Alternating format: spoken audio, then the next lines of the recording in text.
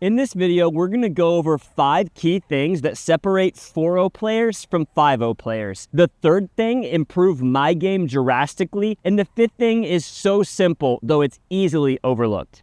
Let's get into it. The first thing that 5.0 players do that 4.0 players don't is they don't try to hit every single ball as hard as they can. 4.0 players do something kind of like this.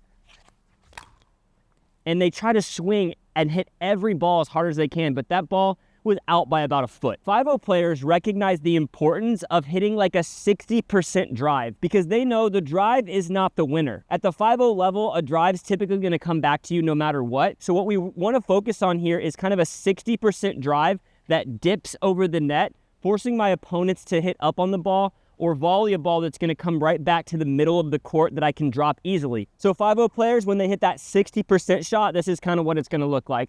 Kind of a nice, easy 60% drive. I just get that ball that's much easier for me to drop in transition because I know that's not the winner. Now, again, I don't want to aim too high because that 60% drive would get crushed. But a nice, low 60% dipping drive, that is kind of something 5.0 players do that 4.0 players don't.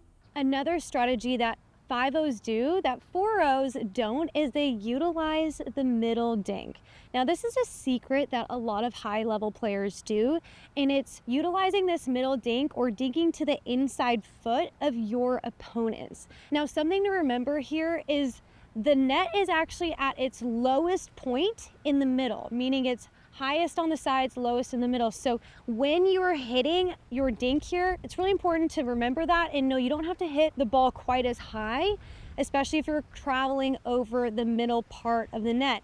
But why it's really strategic to dink here is it takes away angles from your opponents. Now, the reason why it's really important to use this middle dink as a strategy is it cuts off angles from your opponents to use.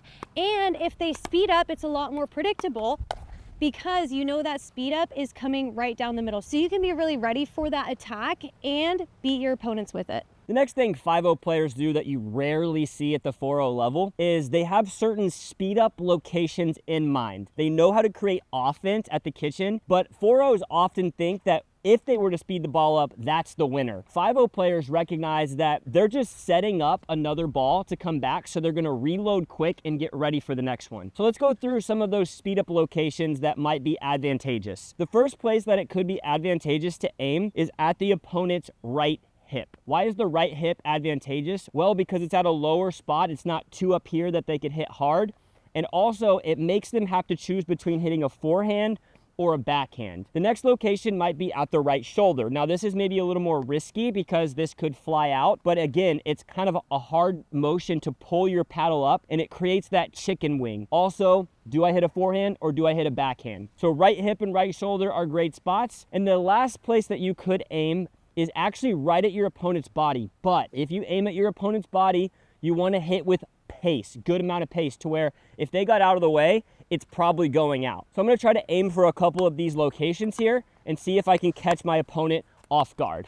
So right here, that was right at the right hip. She chose to hit a backhand and she got 2 on there, but because it was low, she couldn't really get down on the ball. All right, now let's see what I do here. Okay, so if I'm going to go and I'm going to aim right at her body, she was all over that ball because I didn't give it much pace. Remember, if you're going at someone's body, you actually kind of want to hit through them. I know that obviously you don't want to hit them in the face or do anything dangerous, but 5.0 players try to hit through people because that oftentimes is going to jam people up. So the next thing that's important to keep in mind is that 5.0 players often have combinations in mind. What that means is when they speed up to a location, they often know where the ball is going to come back. A great example of this would be something we call the triangle theory. That means, let's say for example, I get a ball that's out wide. Okay, if I'm gonna pull this ball and speed up to the middle, that ball is probably coming right back to the middle. That creates a triangle, okay?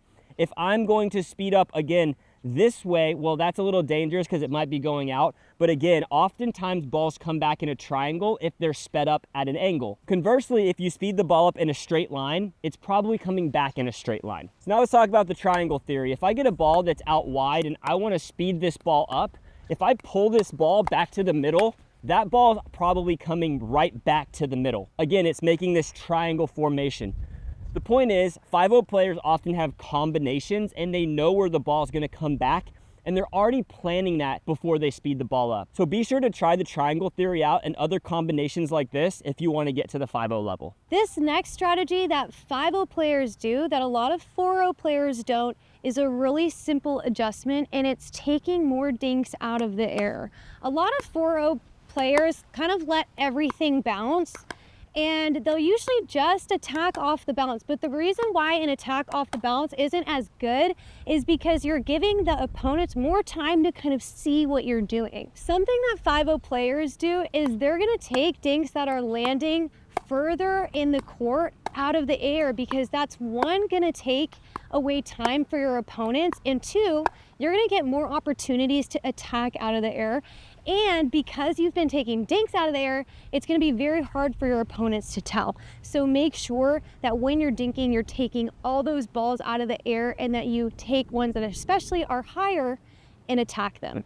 So the last thing that we're going to go over, and this is one of the most important things in my opinion, it's so simple, but it's often overlooked, is that 5.0 players know how to shrink the court. Here's what I mean. A lot of players at 4.0 and below, they kind of play their side of the court, meaning they think this middle line is like 50-50. At the 5.0 level, people know that it's actually advantageous to shrink the court for your opponent. So for example, if I'm dinking with this person across from me diagonally and the ball goes out wide, we're both gonna come shade this way. When we do this, it limits her options and it creates more pressure, because not only does she not know where to go in this region, but two people can now attack the ball. I'm almost forcing her to have to take the harder shot, which is to go back behind me. And if I do that, often I can reach in here and cut that angle off. So if she tries to go back behind me, I can actually reach in and cut that angle off, taking time away from her. I'm keeping pressure on her, and I'm shrinking the court. Now, if she hits something that's more shallow and really does beat me this way, well, I actually do have a lot of time to get over here, because the ball has to travel a long way, and now it opens up angles for me and changes up the pattern. So again, what we want to do here is we want to shrink the court. This works great when you're targeting a specific player, and it's actually going to win you way more points just to do this. But this isn't the only area you can shrink the court. I'm going to show you a couple others. Another place it could be advantageous to shrink the court is if you're unwinding the stack, okay? So let's say my partner and I are positioned like this, and we want her on this side, and we want me to slide over and take the forehand. What's gonna happen is when she returns the ball, instead of me immediately running all the way over here, leaving this big space in the middle of the court, I'm going to instead kind of pause right here in the middle as she runs this way, leaving the open court as the hardest shot on the court for my opponent. Okay, so this is what it kind of could look like. I'm gonna kind of hug the middle right here. And now you see how we're shrinking the court, and now it's making it really hard for him to get in. The hardest shot on the court was the open court, so I'm making him have to hit this angle. That's another way you can shrink the court. 5.0 players know this, 4.0 players, they really don't, but now you do. And the last place it could be really advantageous to shrink the court in is to go for ernies. So what I mean by that is if I'm really putting pressure on my opponent's backhand, maybe my partner should go ahead and show the ernie. Even if she doesn't have it, this is creating a lot of pressure for my opponent, and he doesn't really know what to do with the ball. So this is kind of what it could look like. If I'm kind of peppering the backhand, she's gonna go. And now all of a sudden, he has a choice to make. Do I put it here and risk the ernie? Do I try to pull it this way? Or do I hit a really unattackable ball? And as you can see, he dumped the ball into the net. So even if you're not gonna hit an ernie, if you see your opponent kind of put his head down and turn to the side, you should show ernie.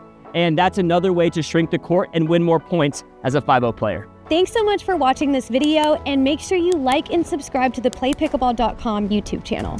And as we mentioned in the beginning of the video, we're giving away $1,000 worth of Selkirk store credit, split evenly between 5 lucky winners. To enter, click this link. You can also find this link in the description below. We'll see you on the next one.